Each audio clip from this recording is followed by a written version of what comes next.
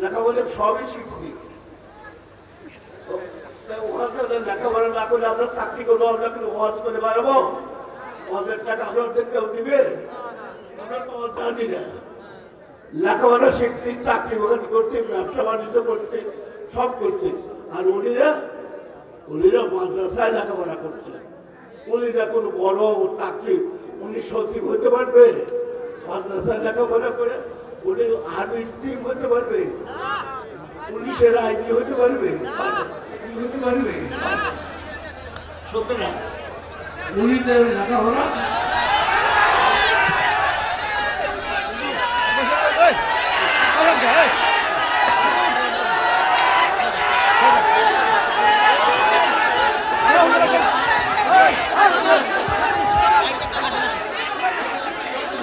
সম্মানিত মুসলমান, আমি আপনাদেরকে বিশেষভাবে অনুরোধ করছি, সবাই বসে পড়ুন। এটা বলতে হবে এটা, আর এটা বললে এখান থেকে শুনবেন মৌলানা সাহেবের আওয়াজ শুনতেছে, এই থেকে বেরিয়ে যাওয়ার পরে আর কিছু করে থাকবে না।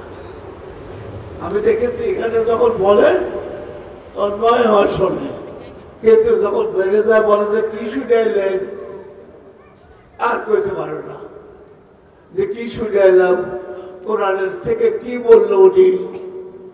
বললো না, উনি তো কোরআন থেকে বলে নাই, হাদিসের থেকে বলছে। এই যে ব্যাপারটা, আমরা কি শুনতে আসি, এই চর্চাগুলি কি উদ্দেশ্য? কি উদ্দেশ্য? হলো যিনিরা এখানে মৌলানা সাহেব আসছেন, আমাদের কোরআন থেকে বলবে, কোরআন আমাদেরকে কি শিক্ষা দিয়েছে, সেই শিক্ষা আমরা ভুলে গেছি, আমাদেরকে স্মরণ করা দেবে, আমাদেরকে স্মরণ করা দেবে। তোমরা কোরআন পড়ো, ফজরের নামাজের পরে পড়ো এবং এরপরে ঈশার নামাজের পরে পড়ো। স্মরণ করা দেবেন যে কোরআন বুঝতে হবে, আল্লাহ বোঝার কথা বলেছে, পড়ার কথা বলে নাই। বলছে যে বোঝো, আল্লাহ রাসূলুল্লাহকে বলেছেন আমি তোমার ভাষায় কোরআন অবতীর্ণ করলাম যাতে তুমি বুঝতে পারো। আরো কি করলাম? তুমি যাদেরকে বুঝাবে মক্কা মদিনার লোক, তাদের ভাষা আরবি, সেই জন্য তোমার আরবি ভাষায় আমি কোরআন অবতীর্ণ করলাম। আল্লাহ কি করেছে দেখেন, যুগ যুগ ধরে যত নবী পাঠানো হয়েছে তাদের নিজস্ব ভাষায়, যেমন মুসা আলাইহিস সালাম তওরাত নাযিল করলেন, সেটা কোন ভাষায়? মুসা আলাইহিস ভাষা। মুসা আলাইহিস ভাষা কি ছিল?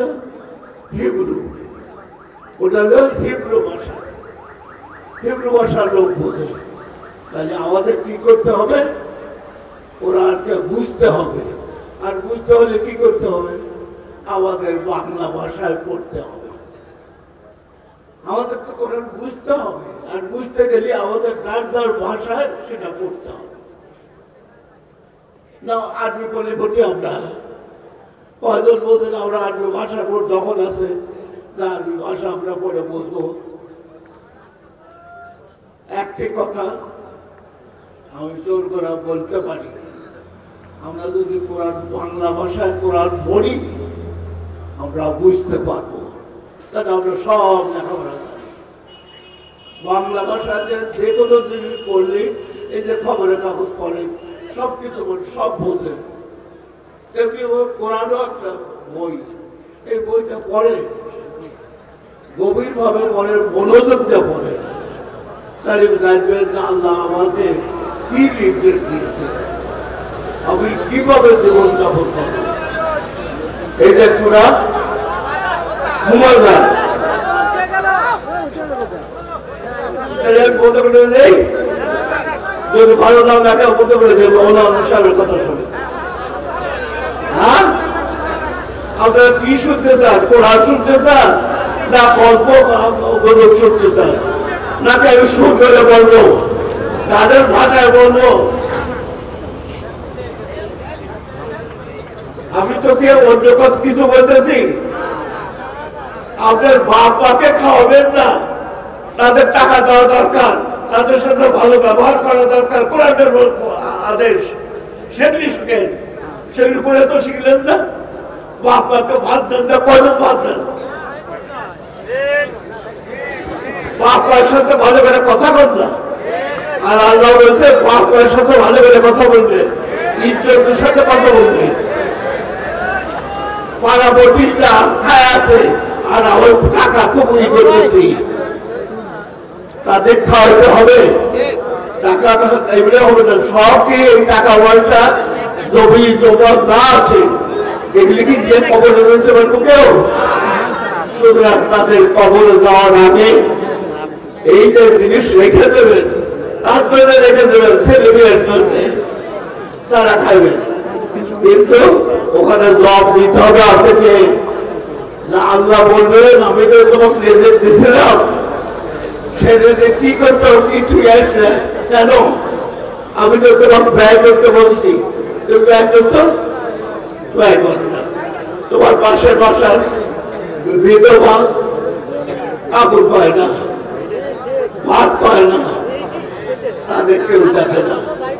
আমি গত রোজায় প্রায় 150 করে 300 বিধবাকে একত্র করতে হবে।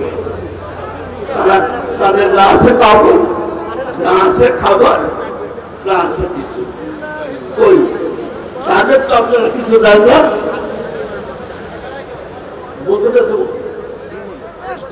আচ্ছা, আমি বলতে বলতে এখন আর বলবো না, তবে আমি বলবো আপনারা সকলে বাংলা ভাষায় বিভিন্ন কোরআনটা, এটা ছোট ছোট কোরআন পাওয়া যায়, ইসলাম ফাউন্ডেশন তৈরি করছে কোরআন, এটাকে কোরআন এবং কোরআনের নির্দেশ মোতাবেক আসুন আমরা জীবন যাপন করি, সৎ পথে চলি, সৎ কাজ করি। তাহলে পারে আল্লাহ কোরআনে 85 জায়গায় সৎ কাজের কথা বলছে যে তোমরা সৎ কাজ করো। আর এই সৎ কাজ করার সাথে সাথে উনি প্রতিশ্রুতি দিচ্ছেন যে তোমরা যদি সৎ কাজ করো আর আমাকে বিশ্বাস করো, আমার ইবাদত করো, তাহলে আমি তোমাদের ব্যস্ত দেব, এটা ব্যস্ত দেবেন। সুতরাং আপনারা, আমি আর কিছু বলবো না, আমি কিছু বলতে চাচ্ছি না, শুধু আপনাদেরকে একটাই মেসেজ দিতে চাই, কারো কথা বলে চলেন না, আপনারা পড়েন, জানেন, তারপরে চলেন। এটা বাংলা ভাষায় পড়তে অসুবিধা কি আপনাদের? সুতরাং আপনারা পড়েন, জানেন, সেভাবে চলেন। সুতরাং আমি আর কিছু বলবো না, আমি এখানে শেষ করছি। আমার জন্য দোয়া করবেন, আল্লাহ যতদিন হায়াত দিয়েছেন ততদিন যেন আমি সঠিক পথে, আল্লাহর পথে সৎভাবে জীবনযাপন করতে পারি, জনগণের কল্যাণে কাজ করতে পারি। আল্লাহ যেন আমাকে শারীরিক ও মানসিক সুস্থতা দান করেন, আর সকল অবস্থায় তিনি যেন আমাকে ধৈর্য ধারণ করার ক্ষমতা দান করেন। আপনাদের সকলের সুখ সমৃদ্ধি এবং সুস্বাস্থ্য কামনা করি, আপনারা শান্তিময় জীবন যাপন করুন। এখানে পরিশেষে আমি একটা কথা বলবো, সত্য কথা বলতে কেউ যে কেউ কিছু মনে করুন, আমার কাছে কিছু আসে।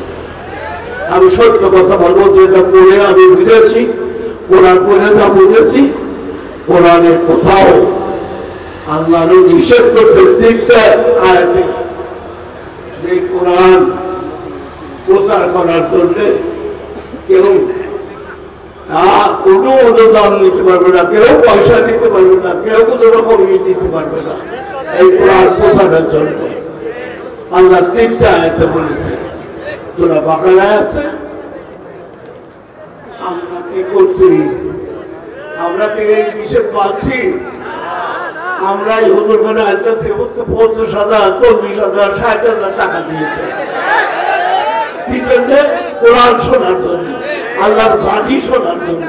তাহলে আল্লাহর নিষেধের পরিবর্তে কাজ করতেছি না ওটা, হ্যাঁ আমরা পরিবর্তে কাজ করছি। হুজুর একটা কথা বলছে, সেই কথাটা আমি হুজুর কাছে ব্যাখ্যা চাবো। উনি বলছেন মাদ্রাসা, মসজিদ, মাদ্রাসা দান করলে পারে আপনাদের নাকি সব হবে। ওখানে কিন্তু বিজ্ঞান কলেজে দান করলে সব হবে, সরকারি আকবরী কলেজে দান করলে সব হবে, মোহনালী বিজ্ঞান স্কুলে দান করলে সব হবে বলে।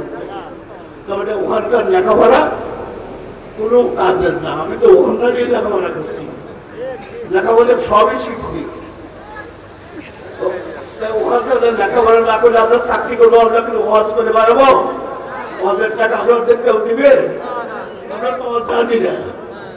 লেখাপড়া শিখছি, চাকরি বাকরি করতে, ব্যবসা বাণিজ্য করতে, সব করতে। আর উনিরা মাদ্রাসায় লেখাপড়া করছে। উনিরা কোনো বড় চাকরি, উনি সচিব হতে পারবে মাদ্রাসায় লেখাপড়া করে? উনি আর্মির টিম হতে পারবে? পুলিশের আইজি হতে পারবে? সুতরাং উনিদের লেখাপড়া